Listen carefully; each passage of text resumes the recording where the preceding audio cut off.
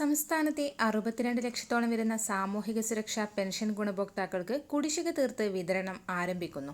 April മാസത്തെ വിതരണം പൂർത്തിയാക്കിയ സാഹചര്യത്തിലാണ് പുതിയ കുടിശ്ശിക വിതരണവുമായി ബന്ധപ്പെട്ട അറിയിപ്പ് എത്തിയിരിക്കുന്നത്. എല്ലാവിധ സർക്കാർ അറിയിപ്പുകളും നിങ്ങളിലേക്ക് എത്താൻ ഈ ചാനൽ സബ്സ്ക്രൈബ് ചെയ്യുക. സർക്കാരിന്റെ ഭാഗത്തു നിന്ന് കൂടുതൽ ആനുകൂല്യങ്ങളാണ് പ്രഖ്യാപിച്ചിരിക്കുന്നത്. ഇന്ദിരാഗാന്ധി ദേശീയ വാർദ്ധക്യകാല പെൻഷൻ, വിധവാ പെൻഷൻ, ഭിന്നശേഷി പെൻഷൻ, കർഷക തൊഴിലാളി ക്ഷേമനിധി പെൻഷൻ കൈപ്പറ്റുന്ന ഗുണഭോക്താക്കളിൽ 26.67 ലക്ഷം വരുന്ന ആളുകൾക്ക് ബാങ്ക് അക്കൗണ്ടുകളിലേക്കും 24 ലക്ഷത്തോളം വരുന്ന ആളുകൾക്ക് സഹകരണ സംഘം ഉദ്യോഗസ്ഥർ വഴി ആനുകൂല്യങ്ങൾ എത്തിച്ചേരും. 5 ഗഡുക്കളാണ് പെൻഷൻ ഇനത്തിൽ കുടിശ്ശിക ഉണ്ടായിരുന്നത്. ഇതിൽ 2 ഗഡുക്കൾ കഴിഞ്ഞ സാമ്പത്തിക വർഷം വിതരണം ചെയ്തിരുന്നു.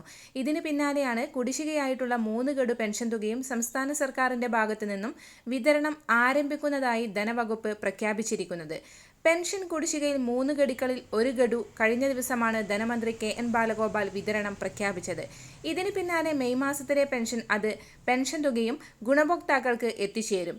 ഏപ്രിൽ മാസം മുതൽ തന്നെ ഗുണഭോക്താക്കൾക്ക് 1 ഗഡു കുടിശ്ശിക വിതരണം ചെയ്യുമെന്ന് നേരത്തെ അറിയിപ്പുകൾ ലഭിച്ചിരുന്നെങ്കിൽ പോലും തുക സമാഹരണം പൂർത്തിയാക്കാത്ത സാഹചര്യത്തിലാണ് മെയ് മാസത്തിലേക്ക് പെൻഷൻ വിതരണം മാറ്റിവെക്കുന്നത്. സാമൂഹിക ക്ഷേമ പെൻഷൻ കുടിശ്ശികയുടെ 1 ഗഡു കൂടി അനുവദിക്കാൻ സർക്കാർ കഴിഞ്ഞ ദിവസം ചേർന്ന യോഗത്തിൽ തീരുമാനിച്ചു. നിലവിൽ 3 ഗഡുക്കളാണ് കുടിശ്ശികയുള്ളത്. അതിൽ 1 ഗഡു മെയ് മാസത്തിൽ അനുവദിക്കാനാണ് തീരുമാനം. ഇതോടൊപ്പം തന്നെ മെയ് മാസത്തിലെ പെൻഷനും നൽകും. അങ്ങനെ വരുമ്പോൾ 2 തവണ ഗുണഭോക്താക്കൾക്ക് 2 പെൻഷനാണ് ലഭിക്കുക. ഓരോ ഗുണഭോക്താവിനും മെയ് മാസത്തിൽ 3200 രൂപ വീതം എത്തിച്ചേരും. ഇതിനായി 1800 കോടി രൂപയോളം സമാഹരിക്കേണ്ടി വരും. കേന്ദ്ര നയങ്ങൾ മൂലം സംസ്ഥാനം നേരിട്ട രൂക്ഷമായ ധനഞ്ഞെരുക്കത്തിന്റെ ഭാഗമായി കുടിശ്ശികയായ ക്ഷേമ പെൻഷനിലെ 1 ഗഡുവാണ് ഇപ്പോൾ വിതരണം ചെയ്യുന്നത്. അവശേഷിക്കുന്ന 2 ഗഡു കുടിശ്ശിക ഈ സാമ്പത്തിക വർഷം തന്നെ കൊടുത്തു തീർക്കാനാണ് സർക്കാർ ആലോചിക്കുന്നത്. കഴിഞ്ഞ വർഷം മാർച്ച് മാസം മുതൽ അതാത് മാസത്തിലെ പെൻഷൻ കൃത്യമായി വിതരണം നടത്തിവരികയാണ്.